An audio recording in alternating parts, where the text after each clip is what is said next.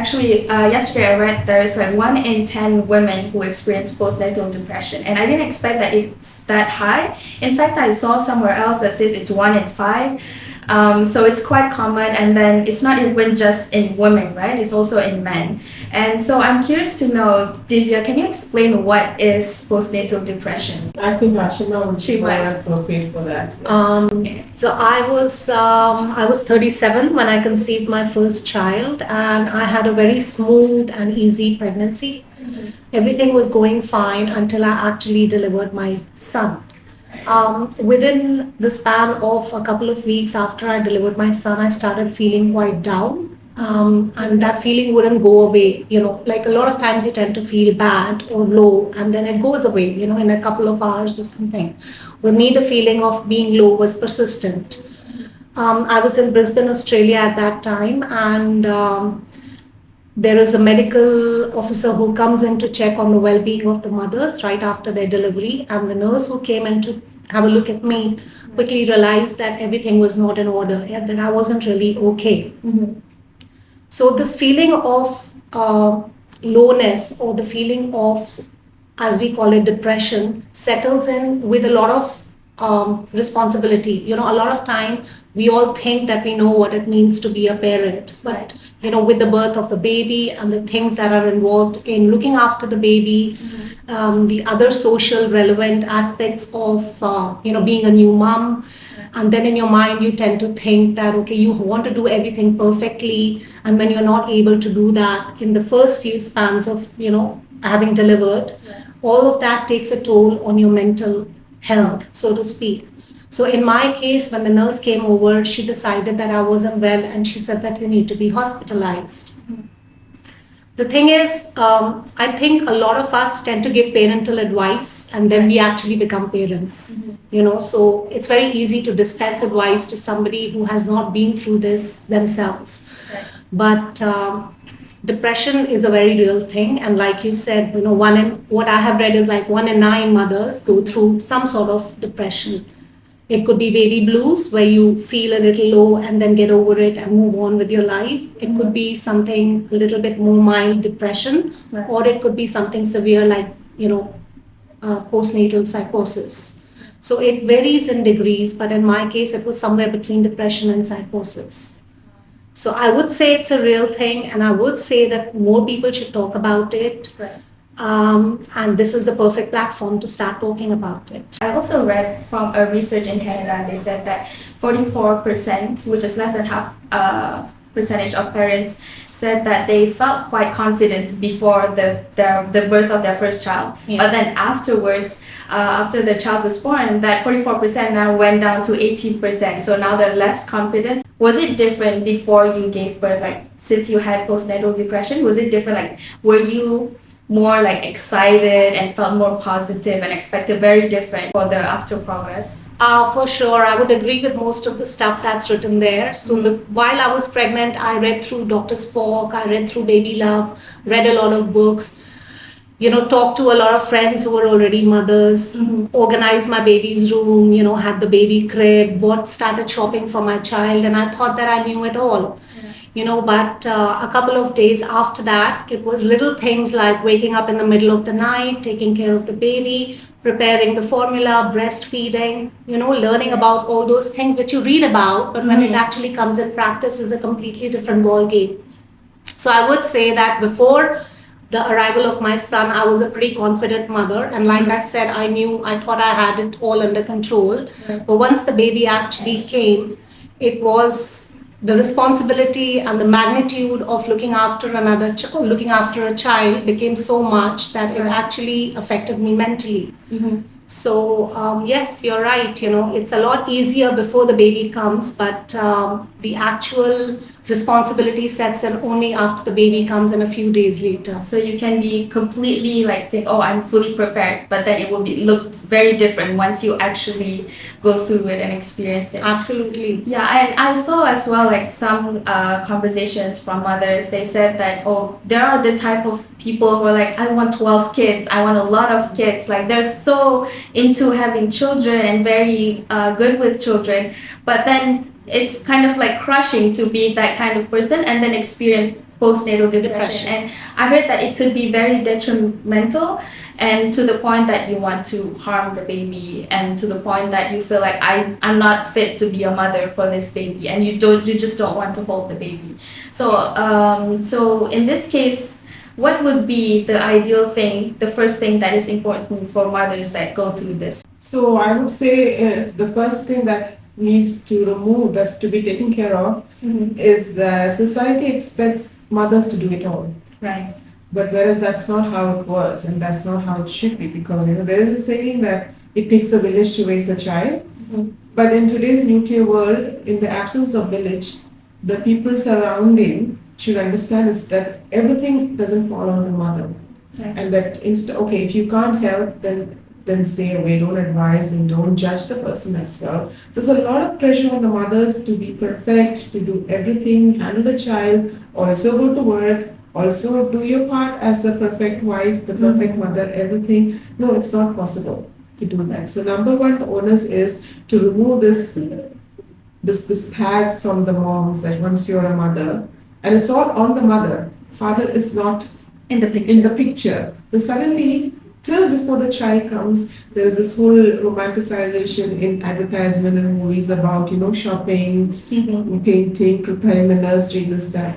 Actually, it's nothing like that. It's about staying up late, sharing the responsibility, because a couple of years ago, the entire family was there to look after. So the mothers could just rest. The mother's body goes through a lot of changes before having a child and after having a child. Mentally, physically, there's a lot of hormonal changes. The mother's body is recovering. So in those days, yes, the mother got all the care she needed, because all she needed to do was rest, relax, recuperate. Everything else, so the food part, the financial part, and looking after the baby's health was taken care of by others. But in today's world, everything is falling on her. And the partner is usually busy working, probably extra time, because probably in today's world, before the child came, both of the partners are working, and 80% of the time, the mother stops working. So from a double income, no child family, it becomes a single income plus an extra member family. So there is a pressure on the father as well, definitely a lot of financial load. Plus, they have to come home and share the childcare chores or whatever tasks. So number one is the society to stop expecting from the mothers and to start giving out. Even as neighbors, if you can sit back and judge, then you can also go and help. Right. And so that is the first change that we want to see in the society.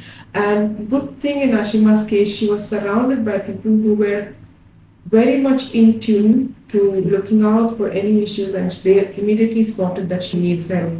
Whereas in Asia, is still the last thing that crosses someone's mind, to go find their medical help or go for therapy. So that's another thing, that if a person needs help, encourage them to go get the help that they need, pay for therapy, pay for medication, because the sooner it is taken care of, the better it is. In terms of for fathers as well, I heard from a podcast, this father shared that he was going through anxiety as a parent. And then he said it doesn't work for people to just come in and say, stop, you don't have to worry about this. Because he had this called health anxiety. So he was always worried about his own health and then his child's health. And then his wife would be like, stop, it's okay, no need to worry about anything, there's everything's fine. So I guess logically we could all say, we could think that it's fine, but when it comes to mental illness, it's much more crazy and much more scary to go through that. And then they said that the most important thing is definitely support, and not in just verbally, but also to be there for them and to help them distract themselves from this mental illness and then finally recover from that process. So I think that the stigma that is attached to mental illness needs to be removed, because what I would like to say is that, of course, it happens. It can happen to anyone. Right. You could be fine one day and tomorrow your, chemicals in your brain could go off the rocker, and then, you could probably start feeling depressed. So it's not your fault. You cannot be held accountable for the feelings that you might be going through, either postpartum or even otherwise in a general sense. Support can be there, but you as a person are also responsible for your own mental health well-being. If you feel that you're feeling out of sync, or if you feel that you're not feeling 100%, then you as a person can reach out to your friends or to a mental health professional and find out what could be the reason, and if needed, see a professional completely. So the stigma isn't just society's responsibility. So even as individual, you have to remove your own self stigma. That's right. Like, oh, I'm fine, and then keep messing up and then affecting other people. Yeah. That's right. Yeah. Right. And also, I'd like to point out that as an observer, some people try to suppress whatever they're feeling by telling themselves, I'm fine. But even if you're not a close friend, even if you're a neighbor, have the courage to walk into the household and tell the people in charge that I think she needs help. Right. Sometimes families listen to outsiders more than their own members. Like if I was going through it, I come from an Asian background. I can guarantee that if I was going through it 20 years ago, if I went and told my family that I need help, probably they'll just brush it down saying, nah, just wait for some time or something. But if it was a neighbor or an outsider who came in and said, hey, I think your daughter needs to go for therapy, probably It would be different. it would work, because then they take it seriously that someone outside the circle is observing, so maybe something is off. So it's basically about being out in the open and being accepting about issues and people as from any point. And yes, if you're feeling it, learn to give voice to your feelings, but also if you're an observer, learn to have the courage to take a small action for whatever you observe and whatever you feel. I see. Okay, so definitely it's a responsibility of many people, and then if you can help, then do help. Definitely. Yeah. So what you said, the tagline would be that it's time to change the narrative. So mothers are expected to do it all, but no, it is the society should know that no, it's not completely her responsibility. Right. Everyone should pitch in, and no one's perfect, so stop judging on perfection. Right. And earlier you were talking about the romanticization of parenthood, right? And me as a social media user, however, I feel like now on TikTok, I don't know if do you use TikTok? Yeah. Yeah, I feel like it's kind of different a little bit for younger generations. They started to collect, like mothers would share their experiences on TikTok and say, oh, this is what I go through, this is the health risk, and you have to sacrifice your time, your space, and then deal with tantrums, which all of those are facts, right? All of those are real and the reality. And so the younger generations would compile all of this and put it into this one long list where they said reasons to not have kids. So this put fear in a lot of people, and even to me, it kind of gave an impression that, oh, parenthood is all about suffering and sacrificing. So for any of you, do you think that that's good? Like, is it all just about suffering as a parent? No, absolutely not. It's not suffering, it's just the lack of help. And yes, sometimes it does get too overwhelming. For many people, it does get too overwhelming because, like you said, current generation is growing up in a nuclear environment. Right. Probably till they held their own child, they would have not even seen a real baby being handled. And it's all in the books and everything. So probably the child, when they hold their own child for the first time, is probably the first time they're actually feeling a child. So the preparation, first of all, as a couple, it shouldn't be a split-second decision, oh, let's become parents. Right. They should sit through it. They should, now that the TikTok generation and people from our generation are actually talking more about it, they should actually go for prenatal classes, couple counseling, be prepared for what's going to happen. Of course, the financial burden increases, your time management shifts. You had a lot of free time before the child. You're a young couple, married, but still your own people, they want to go out on a late night drive, you could. So you're free to do what you will to do. But once the child comes in the picture, your responsibility increases. So are you prepared for all this? So I would advise the young generation to first go for the prenatal classes, the prenatal counseling, and decide, and then mentally be prepared. Visualize everything before you actually take the leap, I would say. Right. Yeah. I would just like to reiterate that my depression happened after my first child, but a few years later, I decided to go in for the second child. So my suggestion to the TikTok users or this generation would be exactly what Divya said, that you need to be prepared for it, but there is a lot of joy in parenting. The joy in parenting does not decrease with the increased responsibility. Right. Because when your child takes the first step or when she finishes high school, the joy is insurmountable. So there is always a lot of pleasure associated with parenting. So it's rewarding at the end It of is the day. very rewarding, yes. Yes. Alright, so basically, like, although it is true that there are part of the struggles, but the joy and the reward is also true, and it should also be talked about. That's right. Okay. So also I would say Yeah. suggest that so postnatal depression comes in stages. So there is mild postnatal depression, which is purely because of stress, lack of sleep, lack of nutrition, lack of support system. So for that, just to avoid that, everyone should prioritize their time as a couple. So find help. Don't think that you can do it all.